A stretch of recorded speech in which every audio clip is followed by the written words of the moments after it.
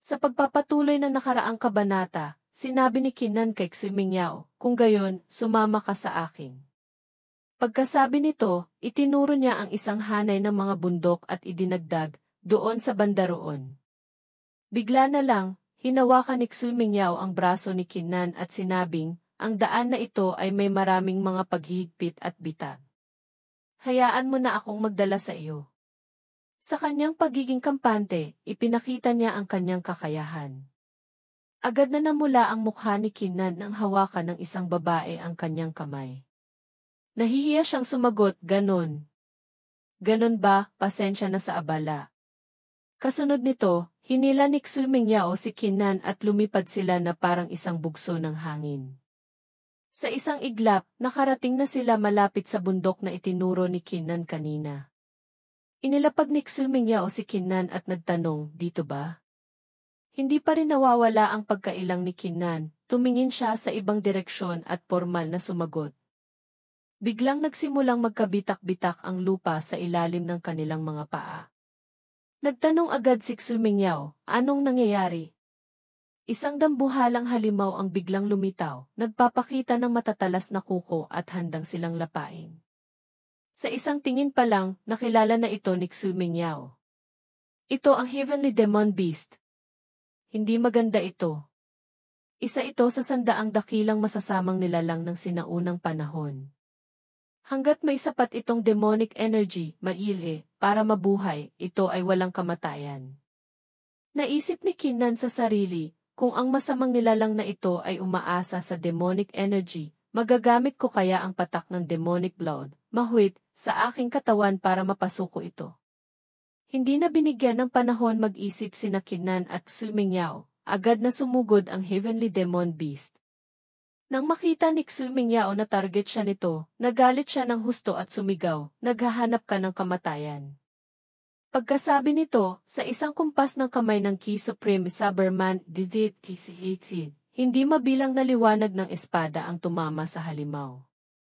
Sunod-sunod na tumama ang mga liwanag ng espada sa katawan ng Heavenly Demon Beast na umungol sa sakit. Ngunit nang tingnan muli ni Xue natigilan siya. Mabilis na gumaling ang halimaw na parang hindi man lang nasugatan. Agad na gumawa ng isang evacuate, hand seal, si Xue at gumamit ng mahika. Isang kulungan ang bumagsak at ikinulong ang Heavenly Demon Beast. Pinaalalahanan niya si Kinan, maaaring ikulong ng kulungang ito ang halimaw sa loob ng 100 paghinga. Subukan mong gamitin ang iyong demonic blood para pasukuin siya. Sumang-ayon si Kinan dahil ito rin ang kanyang orihinal na plano. Sige, sabi niya. Iwinasiwas ni Kinan ang kanyang kamay patungo sa umuungol na Heavenly Demon Beast, at mula sa kanyang palad, isang patak ng demonic blood na naglalabas ng demonic energy ang lumitaw. Matapos sipsipin ang patak ng dugo, umungol ang Heavenly Demon Beast na tila nasiyahan. Nang makita ni Kinan ang reaksyon nito, napasigaw siya, tagumpay. Hinaplos ni Kinan ang mukha ng halimaw at isinalin para kay Xue Sabi niya, kaya niya tayong dalhin sa libingan na iyon. Biglang sumaya si Xue napakabuti naman yan. Kaya't kapwa nila sinakyan ang Heavenly Demon Beast, ginawa itong kanilang sasakyan. Mabilis na tumakbo ang halimaw na parang kidlat sa bilis. Naisip ni Kinan sa sarili, tama nga ang sinabi ng taong iyon. Sa ibang mga lugar dito sa ipinagbabawal na lugar ng Liuhe, kung hindi ka isang cultivator na nasa antas ng Dao Seeking Real Master, tiyak na mamamatay ka. Maswerte lang ako kaya nakaligtas. Kailangan kong maging mas maingat mula ngayon. Makalipas ang kalahating oras, dinala ng Heavenly Demon Beast sina Kinan at Xue sa isang malaking bangin. Itinuro ni Kinan ang ibaba at sinabing, ang libingan ay nasa ilalim ng bangin na iyan, kailangan nating bumaba ng kusa. Nang marinig ito, agad na pumayag si Xue Sabay silang tumalon mula sa bangin. Mabilis silang nakarating sa ilalim. Sa kanilang harapan ay ang mismong libingan na kanyang hinahanap. Nang makita ni Kinan at Xue ang mga puntod, agad silang naging alerto. Napansin nilang ang mga libingan ay magkakakonekta sa pamamagitan ng mga kadena, na nagbibigay ng isang nakakatakot at kakaibang itsura. Muling naisip ni Kinnan, ayon sa sinabi nilang lamlam, dapat ay iisa lang ang sinaunang libingan dito, na inayos ng taong nasa likod ng patak ng demonic blood. Ano ang dapat kong gawin ngayon? Bago pa man siya makapag-isip, tinawag siya ni Xu Mingyao, Kinnan, halika't tingnan natin kung ano ang nakasulat sa mga lapidang ito. Lumapit si Kinnan sa isang lapida para tingnan ito. Natigilan siya at binasa ang mga salita, libingan ni Haring Li. Agad na sinabi ni Xu Mingyao, siya ay isang makapangyarihang nilalang mahigit 10,000 taon na ang nakalilipas na matagumpay na nakarating sa Master Realm. Hindi ko akalain na dito pala siya namatay. Hinuha ni Kinnan na ang 18 libingan ay malamang na pag-aari ng mga makapangyarihang nilalang mula sa Master Realm. Pero ang sinaunang libingan na tinutukoy nilang lamlam ay tiyak na ito, sabi niya sabay turo sa isang puntod na may nakasulat na, ang patay ay maaaring pumasok, ang buhay ay huwag tangkaing pumasok. Sa pagkakataong ito, nag-alinlangan si Xu Mingyao. Kinnan, ang lugar na ito. Bigla, isang boses ang narinig mula sa loob ng libingan, kayong dalawang bata sa labas, ano pang binabagalan ninyo? Ang patay ay maaaring pumasok, ang buhay ay huwag tangkaing pumasok. Nang marinig ang mga salitang ito, pareho silang natigilan. Muling umalingaw ang boses, pumasok na kayo. Halikayo, walang problema. Agad na iwinagayway ni Kinnan ang kanyang kamay para pigilan si Xu Mingyao. Sino ang maniniwala sa kasinungalingan mo? Pagkatapos, bumulong siya sa kanyang kasama, ako muna ang papasok. Maghintay ka sa labas, okay? Ngunit tumutol si Xu Mingyao, hindi pwede. Kung papasok tayo, sabay tayo. Gusto kong makita kung anong klaseng halimaw ang nasa loob ng sinaunang libingang ito. Kaya't sabay silang pumasok sa loob ng sinaunang libingan. Pagpasok ni Kinnan at Xu Mingyao, agad silang nabigla. Sa kanilang harapan ay isang malaking gusali, at sa patio sa harap nito ay may 3 taong nakatayo. Isang babae ang nagsalita sa kanila, ang lalakas naman ng loob ninyo. Pumasok talaga kayo. Isang lalaking may pulang buhok ang nagtaas ng kanyang pitsel ng alak at nagtanong, itinadhana tayong magkita, gusto niyo bang uminom? Sa sandaling iyon, isang lalaking nakasuot ng hood ang nagsalita nang may pagkabagot, kayong dalawa, sa ayaw at sa gusto, mga nakatatanda, seniors pa rin kayo. Pwede bang huwag kayong maging ganyan kapilyo? Sinabi ng lalaking nakatakip ang mukha kay Kinnan, nakalusot kayo sa pagpasok. Ngunit magiging mahirap na ang paglabas. Sa lugar na ito, kahit isang eksperto sa Master Realm ay hindi makakalabas. Bukod pa riyan, kung lalaban tayo dito, lalo lang titibay ang harang. Kapag nangyari iyon, mas lalong hindi na tayo makakalabas. Nagpakita ng pagtataka si Kinnan at nagtanong, hindi makakalabas? Hayaan niyong subukan ko. Nang makita ang anyo ni Kinnan, umiling na lang at bumuntong hininga ang lalaking nakatakip ang mukha. Biglang tumawa ng malakas ang babae, haha. Hindi naniniwala ang batang ito sa sinabi ni Yuan. Nasayang lang ang kabutihan mo. Ngunit nang mag-angat siya ng tingin, nawala na si Kinnan. Napatalan siya at nagtanong, nakalabas na siya. Dahil dito, natigilan silang tatlo, habang ang lalaking may pulang buhok ay kalmado pa ring umiinom ng alak.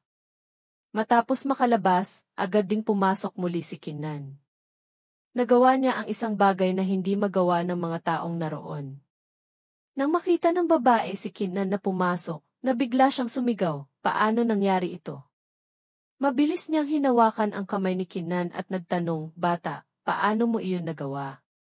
Turuan mo ako, sabay higpit ng hawak sa kamay ni Kinnan at pagtingin sa kanya na may puno ng pag-asa.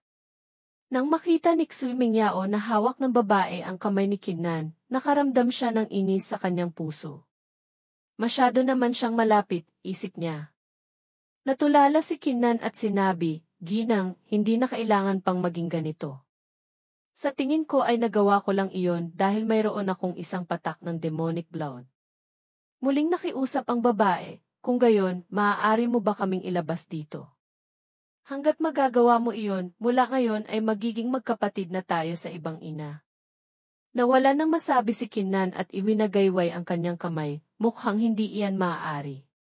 Pagkarinig nito, biglang nagbago ang ugali ng babae. Malamig siyang nagsabi, ang daming sinabi, isa ka lang palang walang silbi. Napabuntong hininga si Kinnan sa kanyang isipan, napakabilis naman magbago ng isip ng taong ito. Sa sandaling iyon, nagsalita ang lalaking nakatakip ang mukha. Sinabi mo kanina na nagawa mo iyon dahil mayroon kang isang patak ng demonic blood, tama. Ang demonic energy sa iyong katawan ay talagang katulad ng sa lugar na ito. Kaibigan, maaari mo ba akong tulungan sa pag-set up ng isang formation? Kung maidaragdag ang iyong demonic energy, ang tsansa kung mabasag ang demonic barrier, at makapasok sa palasyo ay maaaring tumaas sa 80%. Tinapik ng babae ang balikat ng lalaking nakatakip ang mukha at pinuri ito, magaling ka pala. Bakit hindi ko naisip iyon? Tinabig ng lalaki ang kamay ng babae at sinabing, dahil isa kang tanga. Lumayo ka sa akin. Muntik nang madurog ang katawan ko sa tapik mong iyon. Narinig ito ng babae at humalakhak siya ng malakas. Ha! Masyado ka kasing mahina. Sa sandaling iyon, sabay-sabay na umatras sa isang sulok sina Kinnan, Sumingyaw, at ang lasenggo, iniisip na mas mabuting lumayo sa isang tanga. Iniunat ng lalaking nakatakip ang mukha ang kanyang kamay at nagtanong kay Kinnan, kaibigan, ano sa tingin mo? Sumagot si Kinnan, maaari akong tumulong, ngunit kailangan ninyong sabihin sa amin ang lahat ng inyong nalalaman. Pagkatapos ng lahat, bibigyan ninyo ako ng 5 Immortal Blessed level na makalangit na kayamanan, 20 ibo, at kailangan ninyong gumawa ng Immortal Demon Oath na hinding-hindi ninyo kami sasaktan. Nang marinig ito, agad na nagalit ang babae, ano? 5 Immortal Blessed level na makalangit na kayamanan?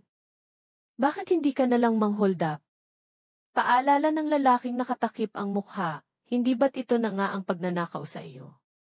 Lalong nagalit ang babae at sinabing, bata, alam mo ba kung sino kami para subukan mo kaming gansuhin? Sabay pakawala ng isang malakas na aura. Iwinagayway ni Kinnan ang kanyang kamay at sinabi, hindi ko alam kung sino kayo at wala akong pakialam. Kung hindi kayo papayag, edi walang kasunduan. Ang mga salitang ito ay nagpanginig sa galit sa babae. Mahigpit niyang kinagat ang kanyang labi, ngunit wala siyang masabi. Muling nagsali ng alak ang lasenggo at sinabi kay Kinnan, kaibigan, huwag mo na siyang pansinin.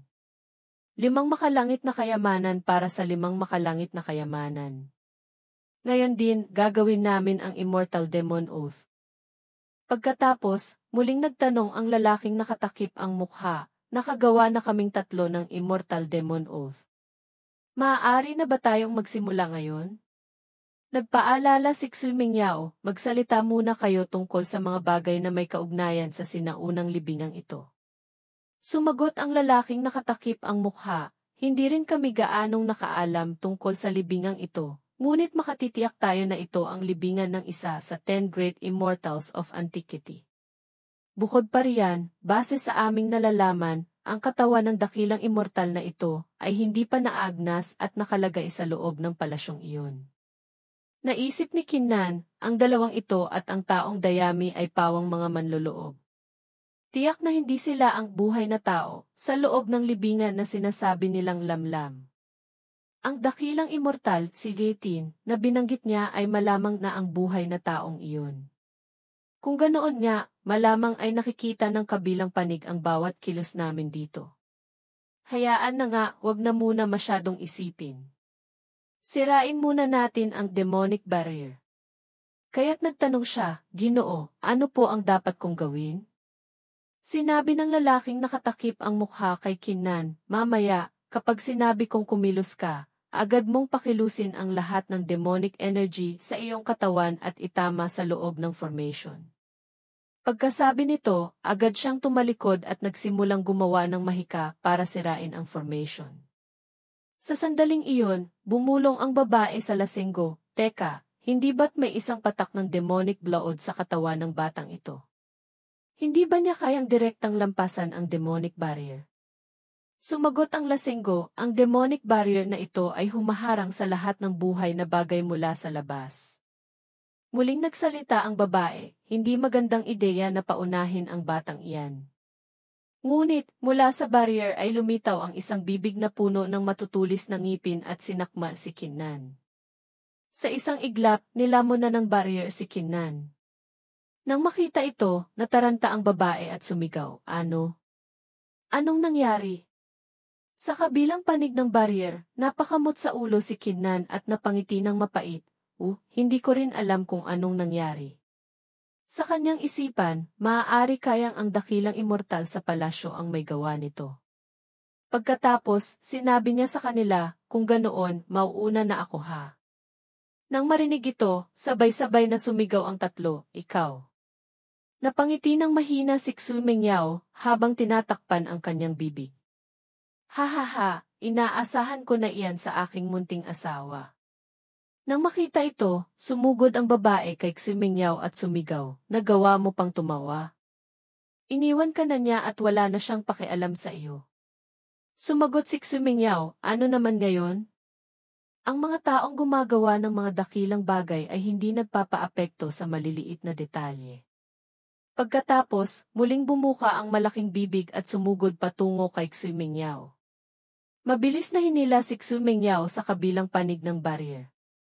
Nagulat siyang sumigaw, ha? Pagkatapos, sinabi niya sa babae, mukhang nakikinabang ako sa swerte ng aking munting asawa.